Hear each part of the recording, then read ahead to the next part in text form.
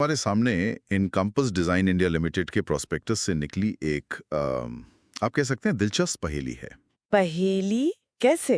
देखिए, एक तरफ तो ये एक नई उम्र की कंपनी है, टेक, एआई, शानदार ब्रांडिंग, इन सब की बात करती है। हम्म। और दूसरी तरफ इसके जो आंकड़े हैं वो एक बहुत ही पुरानी और कहूँ तो जोखिम भरी कहानी कहते हैं। अच्छा। तो आज हम यही समझने की कोशिश करेंगे कि क्या इस कंपनी की जो नई चमक है वो इसकी पुरानी कमजोरियों पर पर्दा डाल सकती है या नहीं। तो असल में ये कंपनी करती क्या है। जहां तक प्रोस्पेक्टस बताता है, इनका मेन काम है घर और लाइफस्टाइल से जुड़े उत्पाद बनाना। जैसे कि चादरें, पर्दे, कुशन कवर, ये सब। और साथ में ये स्मॉल बैच नाम के ब्रांड से सॉस भी बनाते हैं। एक मिनट, चादरें, पर्दे और सॉस, ये थोड़ा अजीब कॉम्बिनेशन नहीं है। हाँ, पहली नजर में तो लगता है, लेकिन इसके पीछे की जो स्ट्रैटेजी है वो काफी दिलचस्प है। बताइए। ये सिर्फ प्रोडक्ट नहीं बेच रहे, हाँ। ये ब्रांड्स के जरिए कहानी, एक एहसास बेच रहे हैं। मतलब जैसे इनका एक ब्रांड है स्टोआ पारस। वो अल्ट्रा सैटिन जैसे नए फैब्रिक की बात करता है, एक प्रीमियम फील देता है। अच्छा। और दूसरा है क्वर्कलूम। वो सीधे युवाओं को टारगेट करता है। उनके डिजाइन्स पढ़ने या घूमने जैसी थीम पर होते हैं। तो ये एक इमोशनल कनेक्शन बनाने की कोशिश है।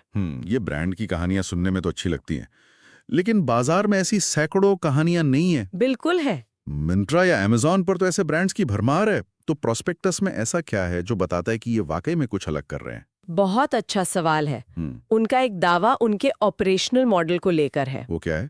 टेक्सटाइल के लिए डिजाइन, कटिंग, सिलाई, ज्यादातर काम वो खुद करते हैं। सही है। इससे क्वालिटी पर कंट्रोल रहता है। ठीक है। और सॉस के लिए। सॉस के लिए रेसिपी उनकी अपनी है, लेकिन उत्पादन के लिए वो छोटे उत्पादकों से पार्टनरशिप करते हैं। ये मॉडल उन्हें फ्लेक्सिबल बनाता है, मतलब मांग के हिसाब से उत्पादन घटाना बढ़ाना आसान हो जाता है। एक मिनट, प्रोस्पेक्टस में लिखा है कि वो छोटे उत्पादकों के साथ साझेदारी करते हैं। ये अपने आप में एक जोखिम नहीं है। हाँ है तो। अगर किसी छोटे सप्लायर ने क्वालिटी कंट्रोल में गड़बड़ कर दी, हाँ तो नाम तो इन्हीं का खराब होगा ना। बिल्कुल, ये एक वैलिड चिंता है। और शायद इसी को कम करने के लिए वो टेक्नोलॉजी पर बहुत ज्यादा निर्भर करते हैं। टेक्नोलॉजी मतलब एआई और ये सब। हाँ, उनके पास वेयरहाउस मैनेजमेंट सिस्टम है, एआई आधारित टूल्स हैं जो कीमत तय करने में मदद करते हैं।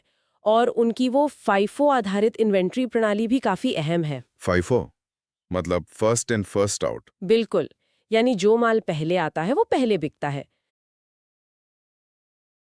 सॉस जैसे खाद्य उत्पादकों को खराब होने से बचाने के लिए ये तरीका बहुत जरूरी है। सही है। ये सब सुनने में बहुत आधुनिक और मजबूत लगता है, लेकिन जब मैंने प्रोस्पेक्टस में रिस्क फैक्टर्स वाला हिस्सा पढ़ा तो तस्वीर थोड़ी धुंधली होने लगी। अच्छा, क्या मिला आपको? सबसे पहली चीज जिसने मेरा ध्यान खींचा वो थी ग्राहकों पर निर्भरता। प्रोस्पेक्टस कहता है कि सितंबर 2025 तक इनकी 71% से ज्यादा कमाई सिर्फ टॉप 10 ग्राहकों से आ रही थी। ओहो, मतलब अगर इनमें से 2-4 भी चले गए तो कंपनी की हालत तो बहुत खराब हो सकती है। ये एक बहुत बड़ा विरोधाभास है। एक तरफ कंपनी टेक्नोलॉजी और एआई की बात करती है, जिससे लगता है कि उनकी पहुंच बहुत बड़ी होगी। हाँ। लेकिन आंकड़े बताते हैं कि वो मुट्ठी भर ग्राहकों पर ही टिके हुए हैं। ये तो वही पुरानी कहानी है, सारे अंडे एक ही टोकरी में। और ये निर्भरता सिर्फ ग्राहकों तक ही नहीं है। सही बात है। उनकी 80% से ज्यादा कमाई तो सिर्फ 5 राज्यों से आती है। और टॉप 10 सप्लायर्स पर भी उनकी निर्भरता लगातार बढ़ रही है। और एक और बड़ा जोखिम है, उनकी ज्यादातर बिक्री अमेज़न या मंत्रा जैसे थर्ड पार्टी प्लेटफॉर्म से होती है। हाँ, और ये अपने आप में एक बहुत बड़ा रिस्क है, क्योंकि ये प्लेटफॉर्म्स तो अपनी मर्जी के मालिक है। कल को उन्होंने कमीशन बढ़ा दिया तो।